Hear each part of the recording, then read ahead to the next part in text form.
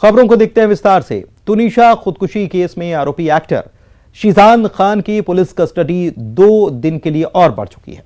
पूछताछ के लिए शीजान को पुलिस 30 जनवरी तक रिमांड पर रखेगी। इस बीच पता चला कि शीजान खान ने अपनी सीक्रेट गर्लफ्रेंड के साथ की गई चैट को डिलीट किया था। पुलिस इस चैट को रिट्रीव करने की कोशिश कर रही है।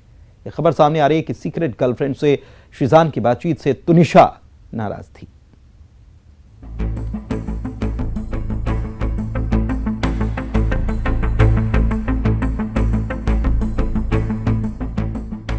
टीवी इंडस्ट्री की यंग एक्ट्रेस तुनिशा शर्मा की मौत ने हर किसी की आंखें नम कर दी। अली बाबा दास्तान काबुल में अपनी एक्टिंग से लोगों का दिल जीत रही तुनिशा की उम्र महज 20 साल थी। तुनिशा ने 24 दिसंबर शनिवार को अपने इसी शो के सेट पर फांसी लगाकर आत्महत्या कर दी थी। इस मामले में आत्महत्या के लिए उकसाने के आरोप में तुनिशा के को एक्टर और कथित बॉयफ्रेंड शीजान खान को पुलिस ने गिरफ्तार किया था। कोर्ट ने शीजान की 4 दिन की रिमांड पुलिस को दी थी, जिसे 2 दिन के लिए और बढ़ा दिया गया। 30 दिसंबर तक शीजान से पुलिस पूछताछ करेगी। उसको आज आरोपी को 2 दिन की रिमांड दी गई है। पुलिस ने 5 दिन की रिमांड की रिक्वेस्ट की थी, बट कोर्ट ने उसमें 2 दिन के निर्णय का उनको समय दिया है। 2 दिन का और समय बढ़ा दिया, जो पिछले 4 दिन से लेकर आज 2 दिन और पकड़ेंगे तो करीबन 7 दिन से पुलिस कस्टडी में है वो। आज जो रिमांड में जो मुख्य कारण था वो ये था कि शीजान के डॉक्यूमेंट्स, लैपटॉप्स और ये सब बाकी जो इलेक्ट्रॉनिक दस्तावेज है उनमें कुछ चीजें मिली है। और सबसे इम्पोर्टेंट था मोबाइल के चैट्स और मोबाइल नंबर जो कन्वर्सेशन हुए थे सुसाइड के पहले कुछ, वो शीजान ने डिलीट कर दिया है। आज पुलिस ने अपनी रिमांड रिपोर्ट जमा की है, जिसमें पुलिस ने वही चीज बताई जो उसकी मदर पहले से बोल रही थी, जो कि तुनिशा ने उनको बोला था कि शीजान के और भी लड़कियों के साथ संबंध है। आज पुलिस ने भी वो सेम चीज बात कोर्ट में बोली कि शीजान ने सुसाइड से कुछ देर पहले ही या कुछ देर बाद अपनी चैट्स जो है डिलीट की है, जो कि उसकी दूसरी लड़कियों के साथ चैट थी। तो मुझे लगता है कि 2 दिन की रिमांड और मिली है और बहुत जल्दी जो भी सच है वो सामने आ जाएगा। दरअसल तुनिशा शर्मा की मौत का मामला एक मिस्ट्री बन गया है। हर रोज होते नए खुलासों ने मामले को और भी उलझाकर रख दिया है। पुलिस लगातार मामले से जुड़े लोगों के बयान लेकर कड़ियों को जोड़ने की कोशिश कर रही है। पुलिस जांच में पता चला है कि शीजान खान ने अपनी सीक्रेट गर्लफ्रेंड के साथ की गई चैट को डिलीट किया था। पुलिस इस चैट को रिट्रीव करने की कवायद में जुटी है। उधर शीजान के वकील का कहना है कि शीजान का परिवार भी चाहता है कि सच्चाई सामने आए। कोर्ट में शीजान को पेश किया गया। पुलिस ने 5 दिन का रिमांड मांगा, जिसमें हमने पुलिस को कंसेंट दिया। कोर्ट को कहा कि 2 दिन का रिमांड जो है दिया जाए, हमें कोई ऑब्जेक्शन नहीं है। कोर्ट ने ग्रांट किया एंड हमने फूड जो एप्लीकेशन था उसको कंटिन्यूएशन के लिए कोर्ट से परमिशन मांगा, कोर्ट ने अलाउ किया। तनुषा के घर वाले जो है जितने बेचैन है ट्रूथ आने के लिए, उतने ही शीजान के घर वाले भी उन्होंने भी ये कंसर्न रखा कि आना चाहिए, एक बच्ची की जान गई है। इसलिए हमने जो है कोर्ट में कंसेंट दिया कि 2 दिन का पीसीआर दिया जाए, हमें कोई ऑब्जेक्शन नहीं।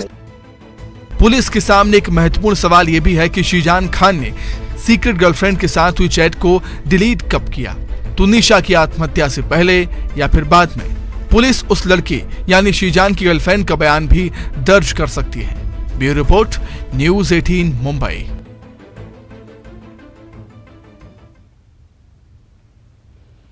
मध्य प्रदेश के गृह विभाग को मिले खुफिया इनपुट ने सरकार के कान खड़े कर दिए हैं। इनपुट के मुताबिक एमपी में सांप्रदायिक सौहार्द बिगाड़ने की बड़ी साजिश है।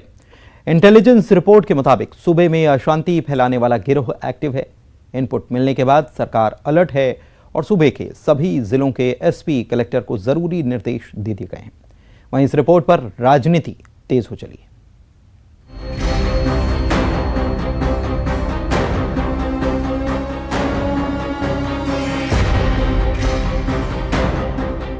मध्य प्रदेश में अशांति फैलाने की साजिश की खबर ने सरकार के कान खड़े कर दिए हैं।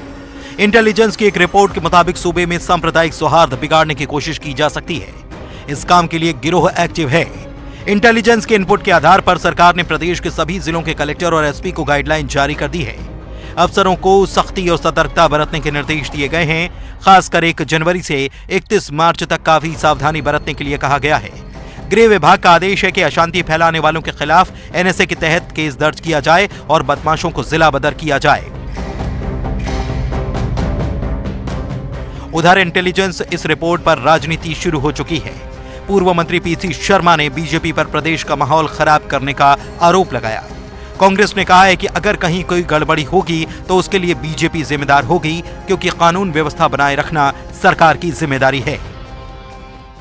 देखिए, ये इंटेलिजेंस रिपोर्ट अगर ये आ रही है तो ये सरकार की जिम्मेदारी है कि उनको अगर फीडबैक मिल गया है कि कानून व्यवस्था बनी रहे, कोई भी सांप्रदायिक सद्भाव बिगाड़ न पाए, ये जिम्मेदारी है।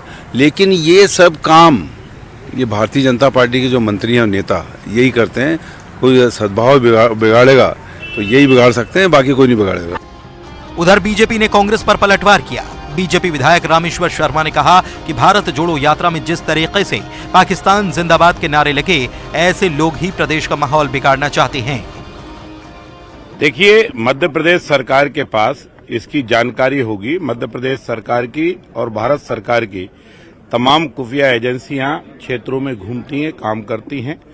स्थानीय सरकार का भी अपना एक सीआईडी विभाग है और थानों से भी ये सारी चीजों का संकलन होता है।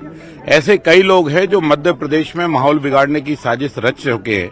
अभी ने हाल ही में आपने वो कौन सी जोड़ो यात्रा थी, भारत जोड़ो यात्रा, उसके जो एक गांधी निकले थे, वो कौन सी मोहब्बत बांट रहे थे उनकी, लेकिन यात्रा में किस तरह के नारे लगे थे। वहां नारे तो देशद्रोही के लगे थे, वहां नारे तो पाकिस्तान जिंदाबाद के लगे थे।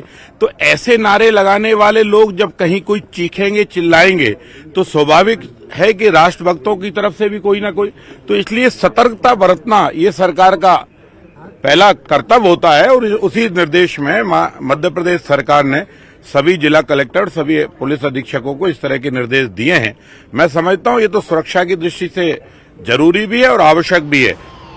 बहरहाल, राजनीति से इतर बात करें तो इंटेलिजेंस की रिपोर्ट ने टेंशन बढ़ा दी है। सवाल यह है कि आखिर वो कौन गिरोह या गुट है जो सांप्रदायिक सौहार्द बिगाड़ना चाहता है। शैलेंद्र भदौरिया के साथ अनुराग श्रीवास्तव, न्यूज़ 18 भोपाल।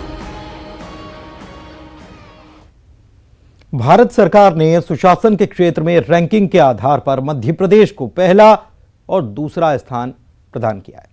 केंद्र सरकार ने सुशासन दिवस पर गुड गवर्नेंस इंडेक्स में प्रदेश को यह उपलब्धि हासिल हुई, इसकी जानकारी दी। सुशासन को मापने के 4 आयाम होते हैं और उनमें से एक में मध्य प्रदेश को पहला स्थान प्राप्त हुआ है, बाकी में नंबर 2 पर मध्य प्रदेश है। इसे लेकर मुख्यमंत्री शिवराज सिंह चौहान ने खुशी जताई है।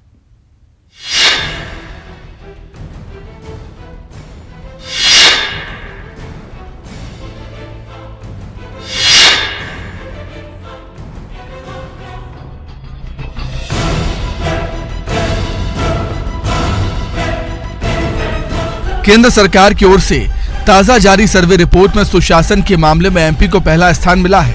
इस पर सीएम शिवराज ने जनता का आभार व्यक्त किया। सुशासन के क्षेत्र में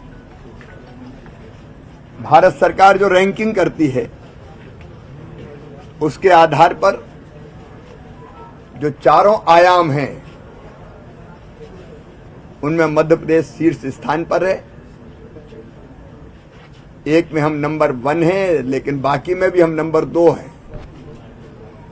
ये मध्य प्रदेश के लिए बड़ी उपलब्धि है। मैं पूरी टीम को बधाई देता हूं। एमपी को देश में सुशासन में नंबर 1 का दर्जा मिलने के बाद बीजेपी नेता खुश हैं और शिवराज सरकार की उपलब्धियों का गुणगान कर रहे हैं। बीजेपी नेता लोकेंद्र पाराशर ने कहा कि ये शिवराज सरकार की सफलता है। इस रेटिंग से हम सबका हौसला बढ़ा है। ये बड़े गौरव के और अभिमान के क्षण हैं कि मध्य प्रदेश सुशासन के मामले में सुशासन की जो रेटिंग आई है केंद्रीय स्तर की, उसमें नंबर 1 आया है। उसके 4 चरणों की रेटिंग होती है, उसमें एक रेटिंग में नंबर 1 आए हैं, 2 में नंबर 2 आए हैं। ओवरऑल मिला के हम शीर्ष पर हैं और ये माननीय शिवराज जी की जो सरकार है, जो संवेदनाओं से भरी हुई है, गरीब कल्याण के एजेंडे पर काम कर रही है, बेटियों की सुरक्षा और सम्मान के लिए देश में नंबर 1 पे है, सड़कों के निर्माण में नंबर 1 पर है, सिंचाई में नंबर 1 पर है और अब गुड गवर्नेंस में जो नंबर 1 पर हम आए हैं, इससे हौसला और बढ़ेगा। एक तरफ एमपी के सीएम शिवराज सिंह चौहान ने खुशी के साथ साथ जनता का आभार व्यक्त किया, तो वहीं दूसरी ओर कांग्रेस भी तंज करने में पीछे नहीं।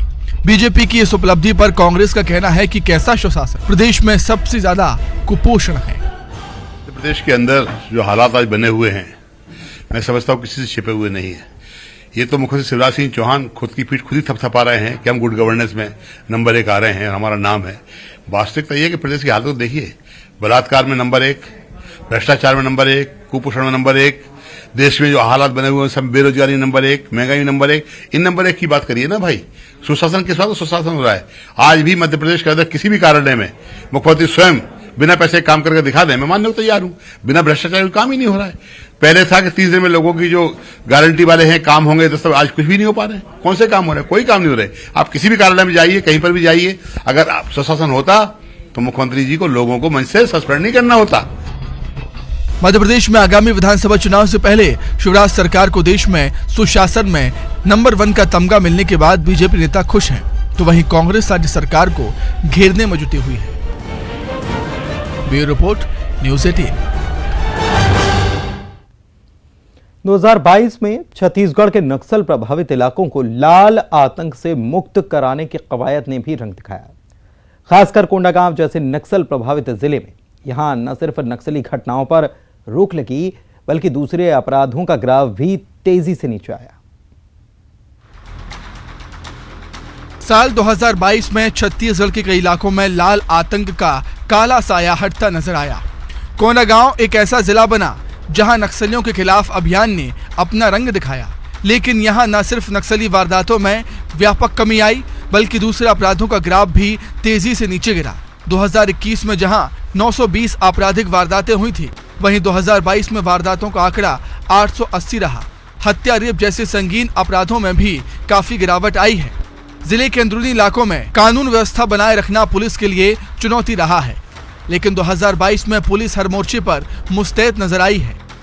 अगर 2022 की बात करें तो 2021 की तुलना में अपराधों में कमी आई है। 2021 में टोटल 920 अपराध हुए थे, अभी टोटल 880 अपराध दर्ज किए गए हैं। अगर गंभीर अपराधों की बात करें तो 2021 में 19 हत्या के मामले हुए थे, जबकि इस साल अभी 15 हत्या के मामले हुए हैं।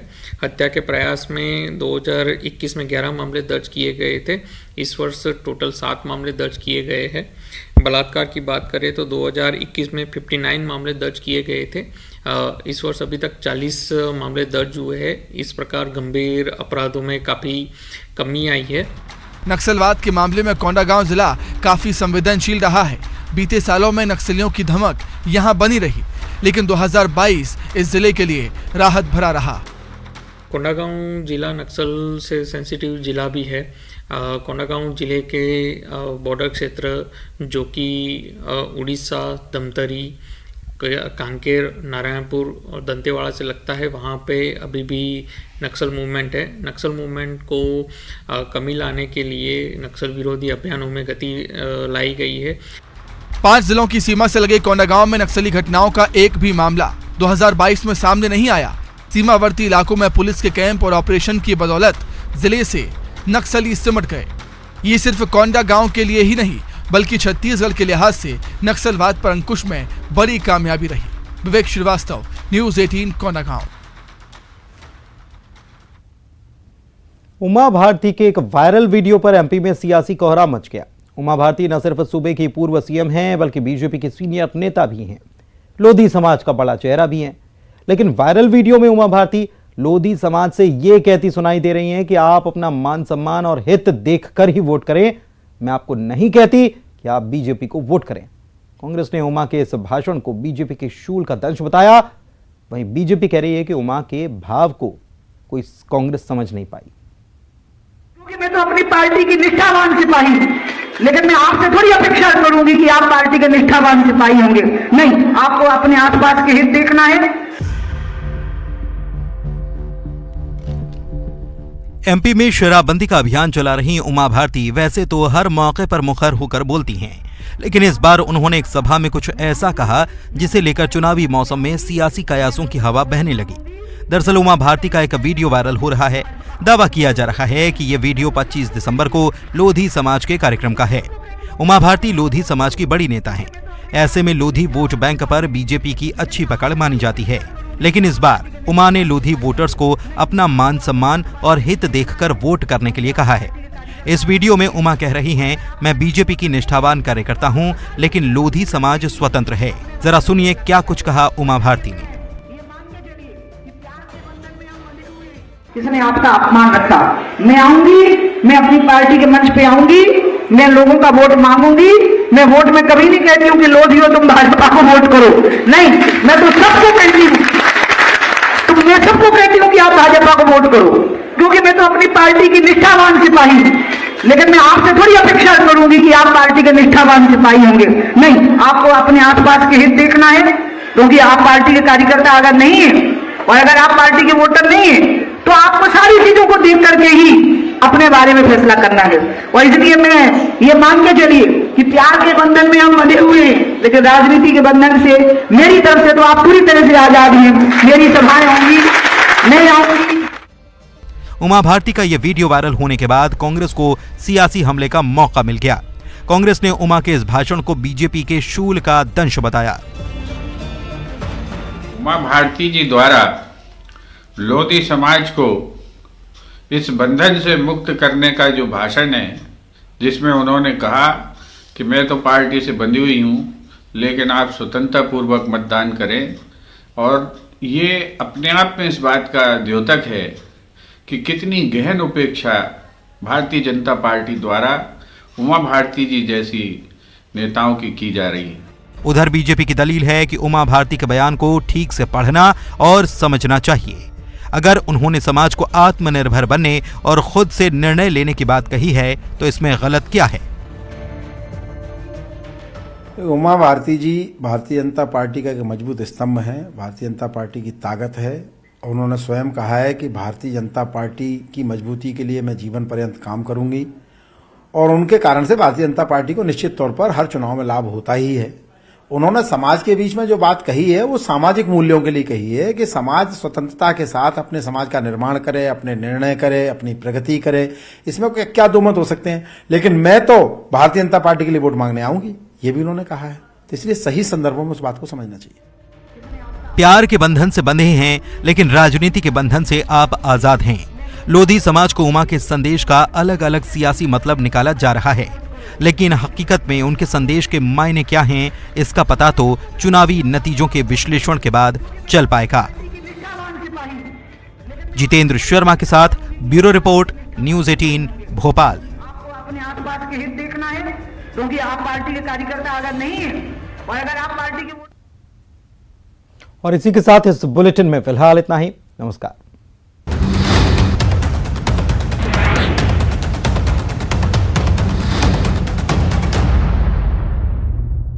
Headlines presented by pet